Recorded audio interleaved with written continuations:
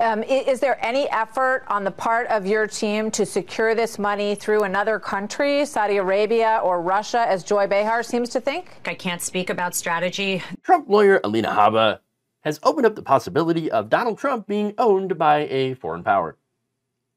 Now, she did so by failing to say that Trump wouldn't turn to Russia or Saudi Arabia or whomever to secure bond money to cover his $464 million bank fraud penalty, which would, of course, make him a national security threat because he would be owned by foreign interests.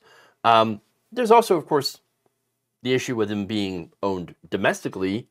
If a super uber mega billionaire goes and loans him the money as well. But that's another issue that apparently nobody's talking about. Nonetheless, I want to get to Habba's non-answer. Well, there's rules and regulations that are public. I can't speak about strategy that require certain things, and we have to follow those rules. Like I said, this is manifest injustice. It is impossible. It's an impossibility. I believe they knew that. I think that's why mid-trial, frankly, they changed their ask from $250 million to the ridiculous amount of money that they've asked for. I think everything is done intentionally. I do not doubt that the witch hunt, that the election interference goal is what was ringing steady and loudly and true throughout all these trials, frankly. And we're seeing it. It's the demise of our country, not the demise of Trump. So hold on. Holding a person accountable for decades of fraud in the valuations of their properties, right? Lowering the values when it comes to taxes and then raising the values arbitrarily in order to get more favorable loans with better, terms. That's holding somebody accountable for that is the death of our country. Really? Okay. All right. Look, if you're one of the people who are worried about Joe Biden, the possibility of Joe Biden getting money from the Chinese Communist Party through his son, which there's no evidence of, but nonetheless, you were worried about it, and you wanted him impeached for it. Impeach Joe Biden with the Biden crime family.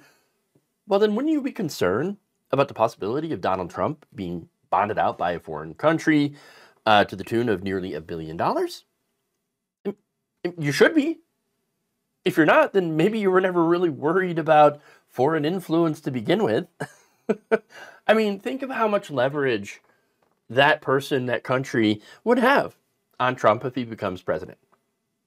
I mean, again, you could also apply that to a domestic billionaire, how much leverage they would have. Of course, Donald Trump is always going to side with billionaires because he's an alleged billionaire, wants to be one, and so he's going to give all the breaks that he could to himself and rob the treasury. And so maybe that's why not a lot of people are bringing up the fact that it could be a domestic person doing the same thing and not just a foreign actor. But nonetheless, we say that there's leverage because Donald Trump's a transactional person, okay? You give him a lot of money, he'll love you. And that's what he said about the Saudis. I love the Saudis. They're great people, tremendous people. They gave me a lot of money. They made me very rich. Okay, and that's why you basically ignored the fact that the Saudi Arabia, the country, and their leader, Mohammed bin Salman, murdered a Washington Post journalist. Had him dismembered and stuffed in a suitcase. Just completely forgot about that whole thing. Oh, no, not a problem. I don't like the Washington Post anyway. Fake news. Oh, okay, great. Yeah. So imagine that's the kind of leverage, right, that they had without Trump having to owe them hundreds of millions of dollars, or $500 million for a bond. Okay. Imagine a country that does have that money and did loan him and has that leverage. What would he do for them? Yeah. Again, anyone who floats him the cash is going to have influence.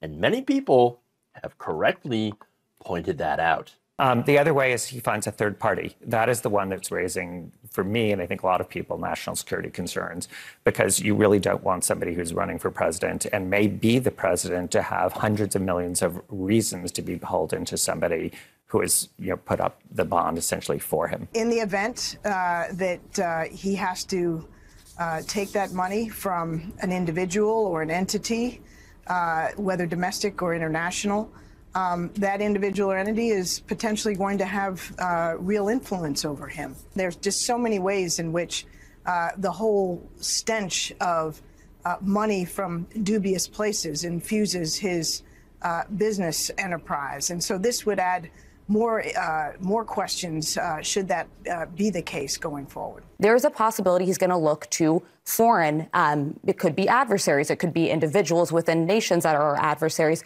to lend him money if he's not able to secure loans here. And I think that's a very real possibility that folks need to be thinking about in the broader context of this. Look, those are some very real warnings of something that is very much a possibility that could happen. Look, Donald Trump's got until Monday, over the weekend, to come up with nearly $500 million before he's legally allowed to appeal the case, and before Letitia James can begin seizing his assets to cover that debt, including 40 Wall Street and Trump Tower. So whatever he's planning to do, I mean, he's got the next couple of days. Not a lot of time to do it, so he's going to have to do it soon, and we're going to hear about this, and we're going to hear, if anyone, who has or who is going to have this kind of leverage over him.